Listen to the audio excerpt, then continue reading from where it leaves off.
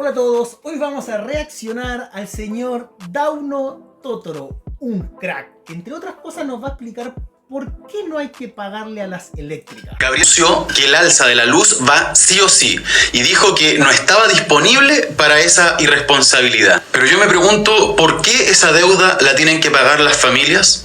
¿Por qué?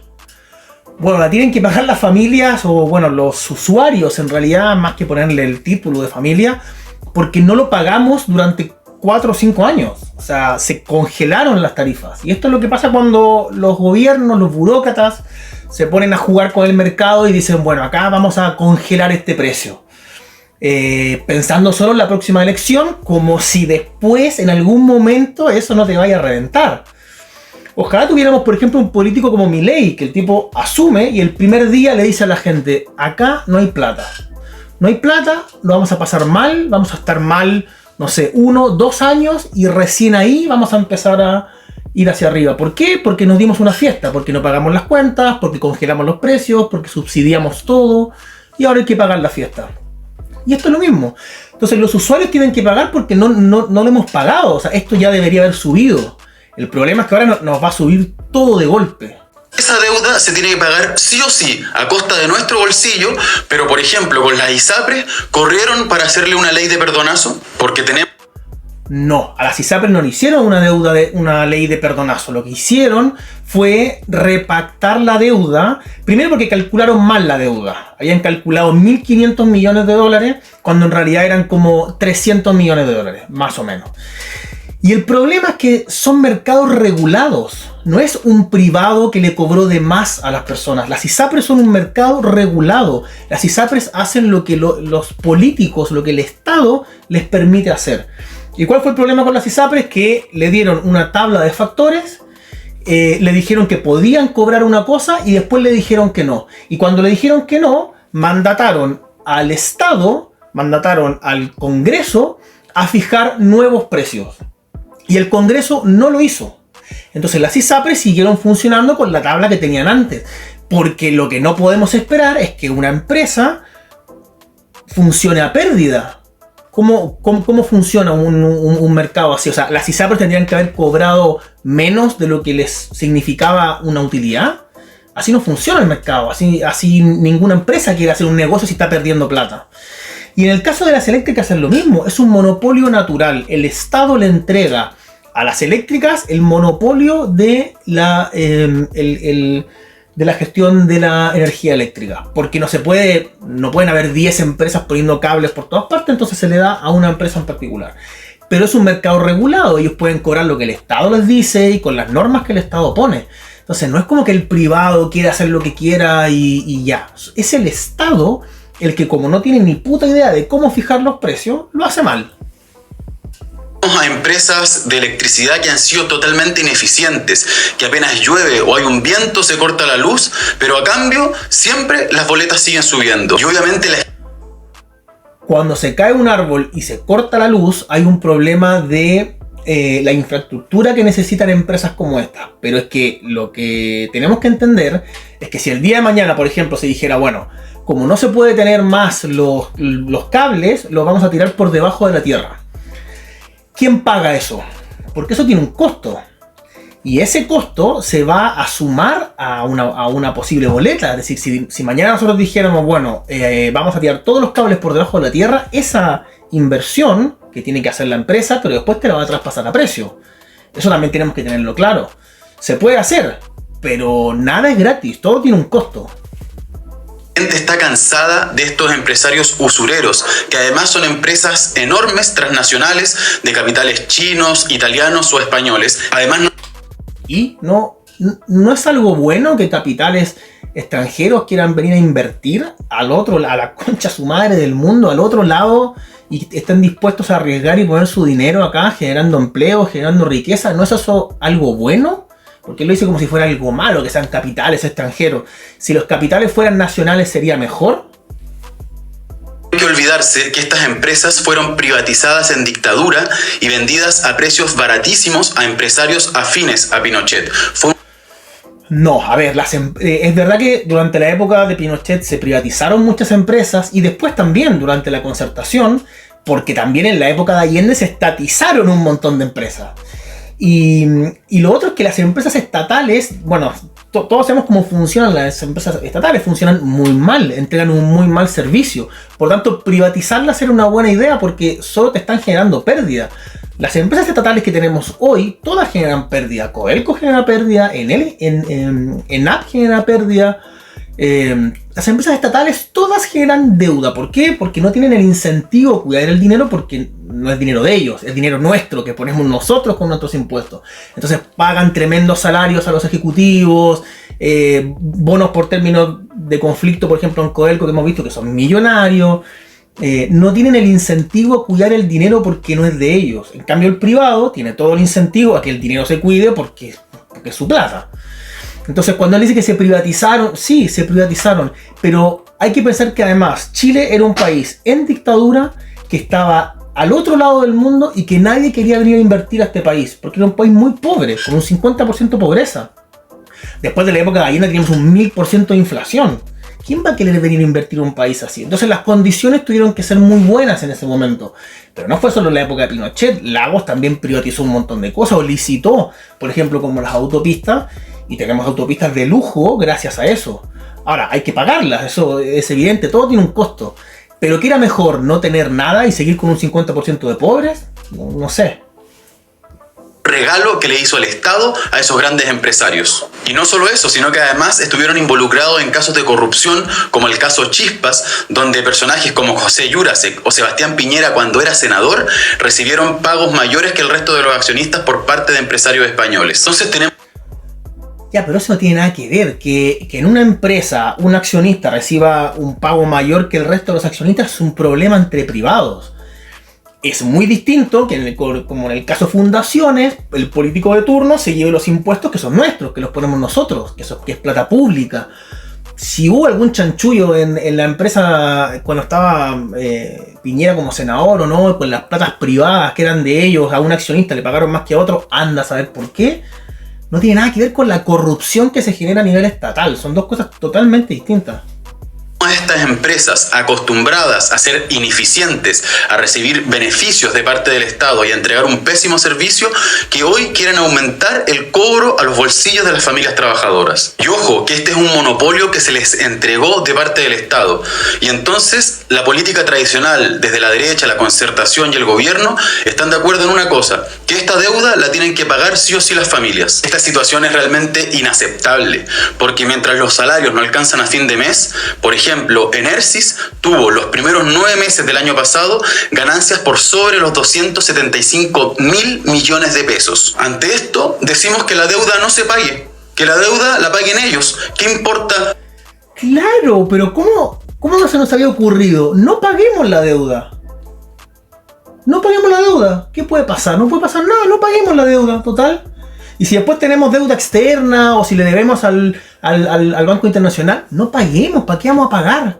No, usemos la plata para otra cosa. A otros países que han hecho esto les ha ido súper bien. Argentina, Cuba, Venezuela, con el no pago de sus deudas, súper bien le ha ido. Lo que tenemos que entender es que este tipo de contratos con empresas extranjeras, con grandes empresas, se hacen en dólares. Cosas como no pagar las deudas, lo que genera es inestabilidad, porque ninguna empresa después quiere venir a invertir si tú te comprometes como Estado y después no le pagas. Y eso lo que genera es devaluación de tu moneda. Entonces no pagas y el día de mañana tu moneda se devalúa y terminas pagando más porque te sube el dólar.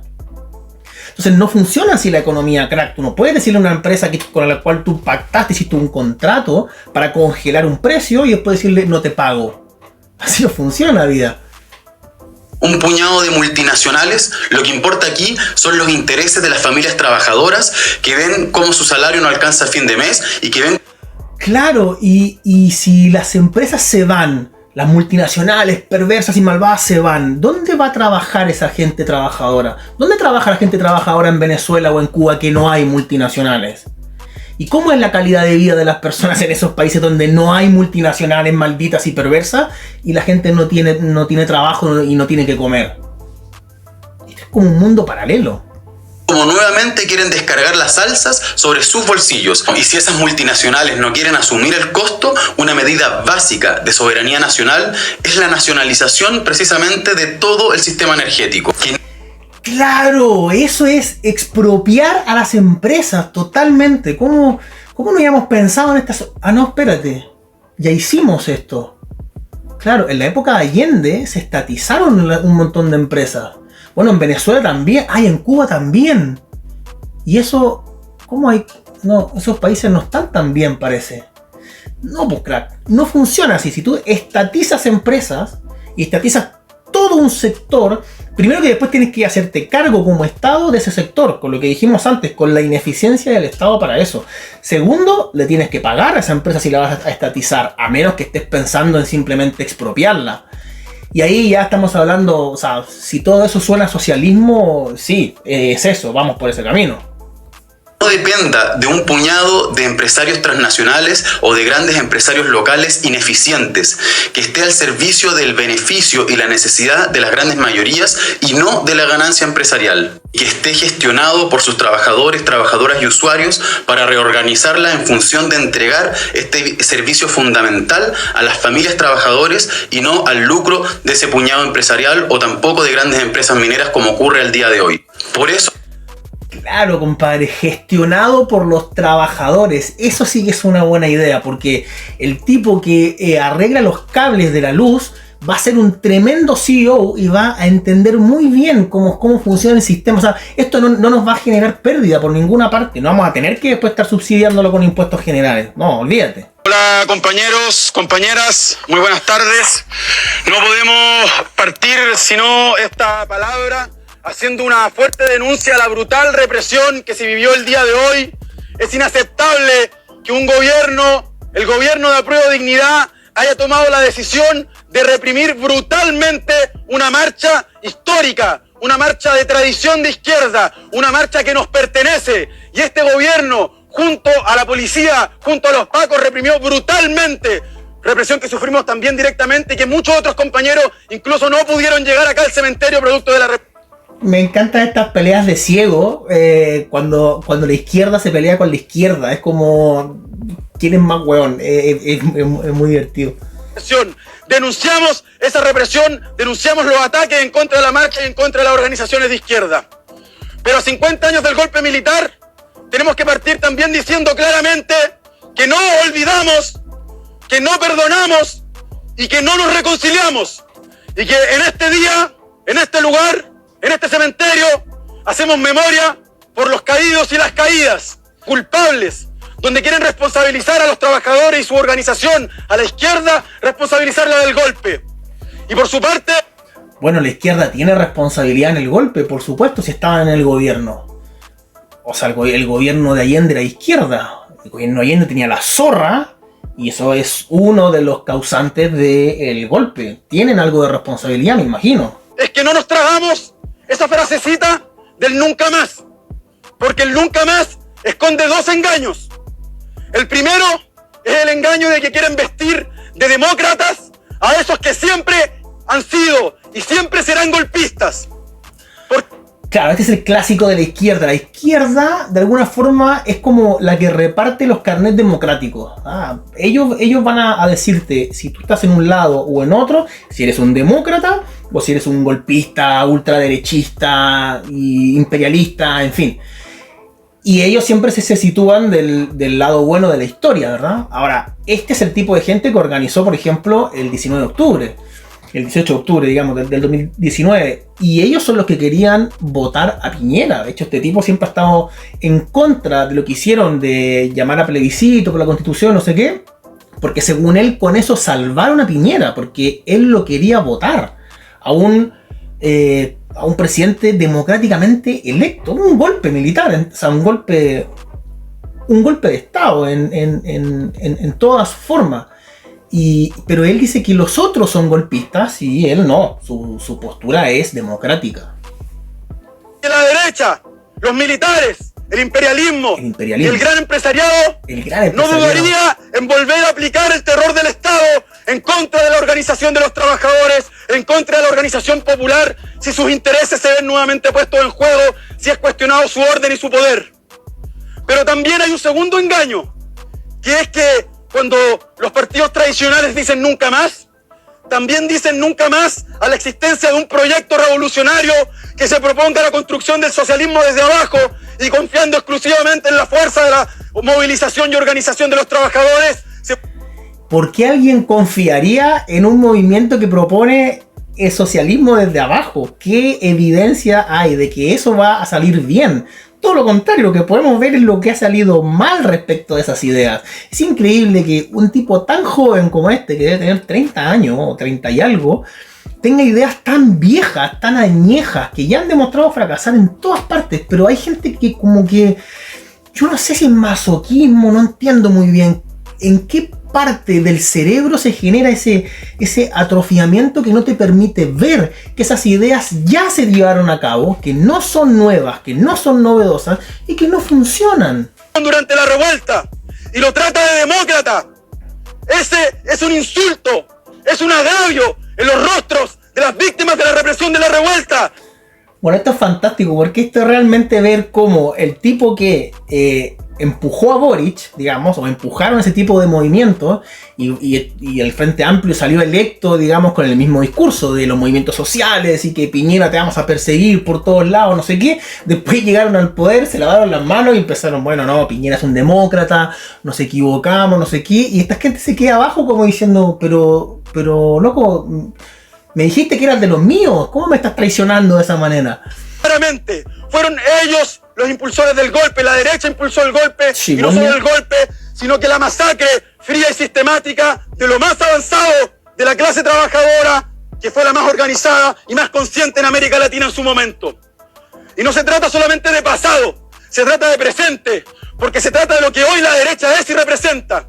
Se trata de una derecha que el 22 de agosto de este año ratificó en el Parlamento un proyecto de acuerdo que habían votado 50 años atrás junto a la democracia cristiana, que fue el justificativo parlamentario para el golpe militar. Y ese fue un mensaje.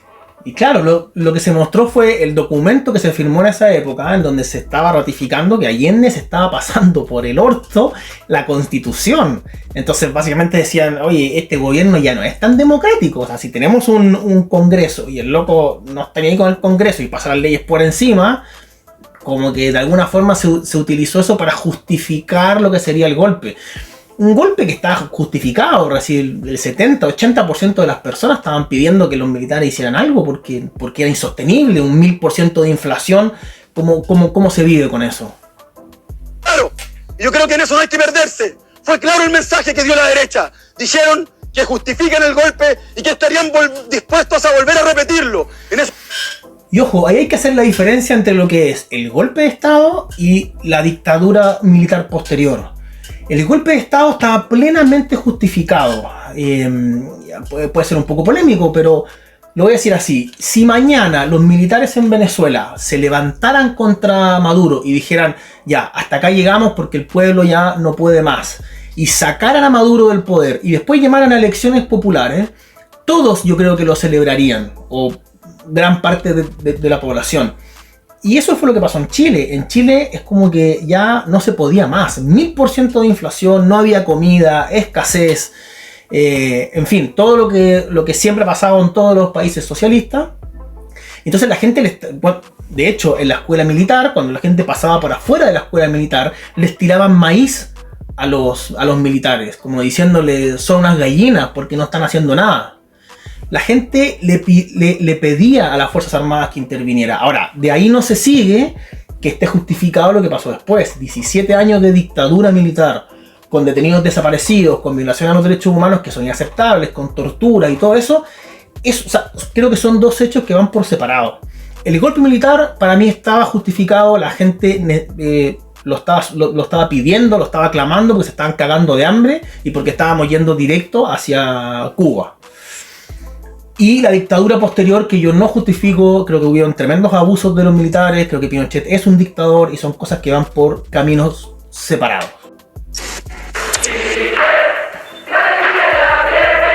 La farsa del no. A ver, espera. Esta historia que te quieren contar no es más que un cuento. La dictadura no se terminó con un lápiz y un papel, como quieren decirte. No. Y el plebiscito por el no fue el inicio de la transición pactada entre la concertación, la derecha, los empresarios y los militares. ¡Sí, señores! ¡Sí, compatriotas! ¡Civiles o militares! ¡Civiles o militares!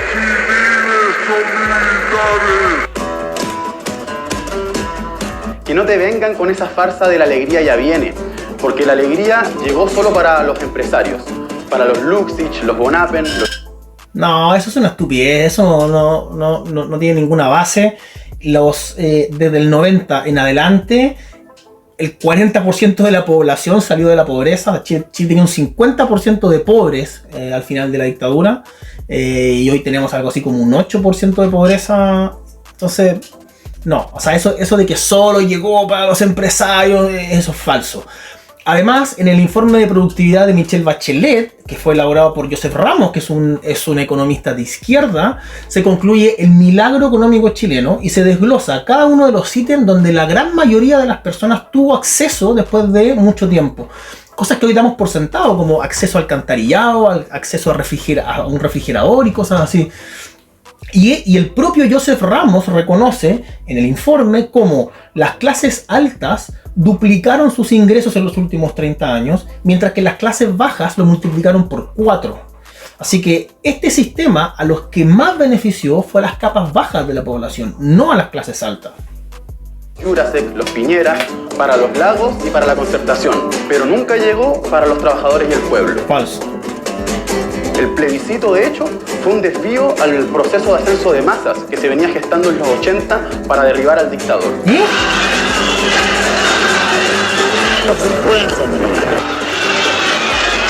O sea, en la mente de Dauno es como que si no hubiese habido plebiscito, la gente, o sea, pobladores y obreros y eso, se hubiese levantado contra Pinochet y lo hubiese sacado, no sé, por la fuerza. Con armas, me imagino.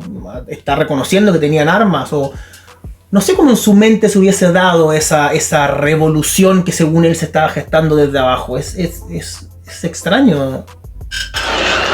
Tanto es así que el mismo Frei, presidente de la Concertación, que en el año 2000 se arrastró por Pinochet y lo trajo de vuelta de Londres cuando lo querían procesar por violaciones sistemáticas a los derechos humanos. No, en Londres lo agarraron por el caso Riggs, por el tema de las platas, no por el tema de los derechos humanos. Y lo que hizo Frei, como cualquier presidente normal hubiese hecho, fue decir, espérate, a los chilenos los juzgamos en Chile. Y lo que hizo fue pedir la extradición. Y después en Chile se juzgó, pero bueno, era otra época, los juzgados y los jueces tenían otro tipo de... Veníamos saliendo de dictadura hace poco, en fin, ok, y después a lo mejor no tuvo el castigo que debería haber tenido. Pero lo que hizo Frei estaba perfecto, cualquier país normal hubiese hecho exactamente lo mismo.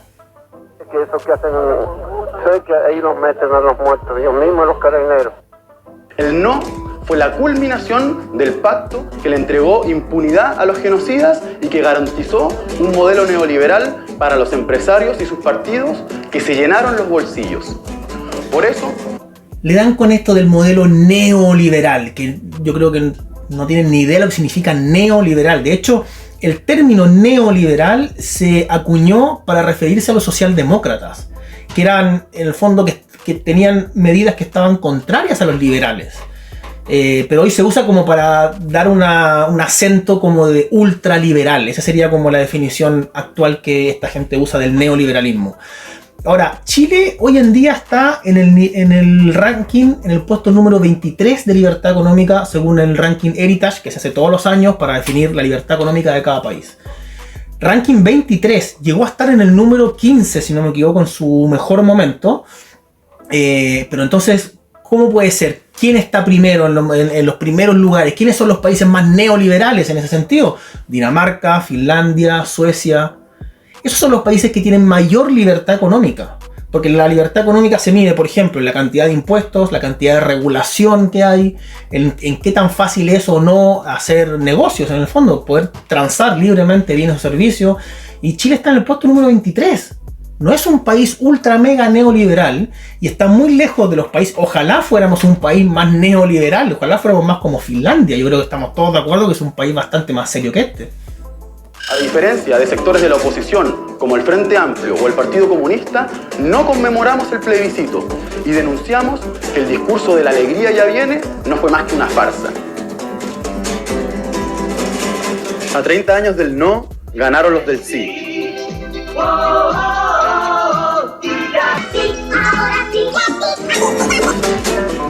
Mientras en el país se enriquece una pequeña minoría de empresarios nacionales y extranjeros, la mayoría del pueblo trabajador vive en condiciones precarias, con sueldos de hambre y todos los derechos privatizados, como las pensiones. Pero weón, no es cierto. ¿Por qué mienten de esa manera? Las clases bajas fueron las más beneficiadas con el sistema. Éramos un país más pobre que Bolivia. Y llegamos a ser el país más rico de América Latina. Ahora estamos un poco bajando. Hace unos 10 años que Chile está estancado por culpa de la reforma de Michelle Bachelet. Pero el cambio que ha habido en un país como Chile, que era tan pobre a lo que es hoy, es increíble. Negarlo es simplemente estupidez. Yo creo que no hay otra palabra para definirlo. La educación, la salud y la vivienda. Exigimos cárcel común a los violadores de los derechos humanos, el cierre del penal Punta Peuco, el fin de la justicia militar y de todos los privilegios de las Fuerzas Armadas. Y en memoria de las y los caídos, de la clase trabajadora y del pueblo que sufrieron la dictadura y sus consecuencias, nos proponemos construir una izquierda anticapitalista que vaya por derribar el conjunto de la herencia de Pinochet que tan bien administró la Concertación. Para acabar con este sistema de saqueo, explotación y corrupción, hay que expropiar a los capitalistas y luchar por una asamblea constituyente. Claro, expropiar a los capitalistas. Eso ha funcionado súper bien en todo el mundo. Esa sí que es una idea novedosa y es una idea que tiene toda la pinta de que va a ser súper exitosa, ¿sí? Toda la razón. Durante el día, movilizaciones, durante la tarde, movilizaciones, en la noche, a altas horas de la noche, movilizaciones, decenas de miles de personas manifestándose contra el gobierno de Milei, contra las medidas que aplicó el gobierno de Milei. Y yo creo que esto sirve mucho para mostrar que Javier Milei es un mentiroso. Bueno, eso es falso. Lo que se dio en Argentina al principio del gobierno de Milei fue que los grupos reaccionarios, los kirchneristas en el fondo, salieron a agitar las masas y empujaban a través de los sindicatos a la gente a manifestarse. Vimos, por ejemplo, cómo tenían listas los kirchneristas donde, como ellos reparten la comida a través de comedores populares, le decían a la gente que si no iban a las marchas no le iban a dar comida, a gente humilde. Los gerentes de la pobreza les dicen allá. Entonces esto de que había masas manifestándose, no, eran toda la gente de izquierda, todos los que habían perdido el poder, y eso le estaban impulsando a gente humilde a manifestarse porque si no, no les daban comida. Javier Milei es un mentiroso porque decía ser defensor de la libertad, de que la libertad avanzaba, pero en realidad se refería a la libertad de hacer negocio de los grandes empresarios. Porque a la hora de hablar de libertades democráticas para manifestarte, por ejemplo, no, claramente no. Aplicaron un plan verdaderamente orwelliano. Vimos imágenes de policías subiéndose al transporte público para bajar a supuestos o posibles manifestantes, altavoces en las estaciones de trenes denunciando la movilización, pero el protocolo Falso. Los altavoces en los metros y en las estaciones de trenes lo que decían es que llamaban a la gente que estaba siendo extorsionada para ir a manifestarse porque les amenazaban con que no les iban a dar comida o que les iban a quitar algún plan social, a denunciar. Y el gobierno lo que hizo fue poner un número de teléfono, una línea gratuita para que la gente que estaba siendo amenazada y que la estaban obligando a ir a esas marchas que pudiera denunciar a estas personas. Protesta fracasó y la movilización se llevó a cabo. Pero dejó protestar y además, en las veredas, no dejó. plazas. Se impusieron las movilizaciones por su masividad. Y eso también es falso. Lo que el gobierno dijo, en el fondo Argentina tiene una historia grande de los piqueteros, que son estos hueones que se toman las calles, que no dejan que la gente honesta pueda ir a trabajar, y se lo toman por la fuerza y están todo el día parando el país. Y lo que dijo el gobierno fue, esto se acabó. La libertad de manifestarse está perfecto, pero ustedes no tienen la libertad de coartarle el derecho a los demás, a la libertad de ir a trabajar y del libre tránsito. Por lo tanto, si ustedes se quieren manifestar, tienen permiso para hacerlo acá, en la vereda, en las plazas, y no en el fondo cortando las calles. Por supuesto, los kirchneristas lo hicieron igual, y como lo hicieron igual, la policía actuó y hizo lo que dijo que iba a hacer: reprimir de forma totalmente válido, usando la fuerza del Estado, el uso legítimo de la fuerza del Estado, para reprimir a hueones que se estaban cagando en los derechos de los demás ciudadanos. casta. Y también es un mentiroso porque dijo e hizo campaña diciendo que la crisis la pagaba la casta. Pero ahora la casta está en su gobierno, está en su gabinete. ¿Y quién está pagando la crisis? El pueblo argentino con hambre y con mayor inflación. Falso. El gobierno de Javier Milei en 6 meses bajó la inflación de 25% que se la habían dejado mensual a 4%. Y el mes pasado fue el primer mes en 30 años que hubo 0% de inflación en los alimentos. Si eso no es algo que va directamente en beneficio de las personas, es porque esta gente no entiende un carajo de economía. Y es verdad que la situación en Argentina está complicada porque, bueno, vienen de 20 años seguidos de kirchnerismo y se han robado todo, se robaron toda la plata que tenían, desde los fondos que tenían en la AFP hasta todo, porque tenían todo subsidiado, se gastaron toda la plata y el país está quebrado. Entonces ahora, lamentablemente, hay que hacer un ajuste. Lo bueno es que Milei salió electo diciendo esto, les dijo, acá hay que hacer un ajuste, lo vamos a pasar mal al principio y después vamos a volver a ser una potencia mundial. Y los argentinos están confiando en eso. Tanto es así que Milei subió de 54%, que fue el porcentaje que sacó cuando fue electo, a 57% el mes pasado. Porque la gente está viendo que por primera vez tienen un político que les dice la verdad. Espero que te haya gustado mucho este video. Por favor, no te olvides de darle like, comentar, compartir y suscribirse al canal.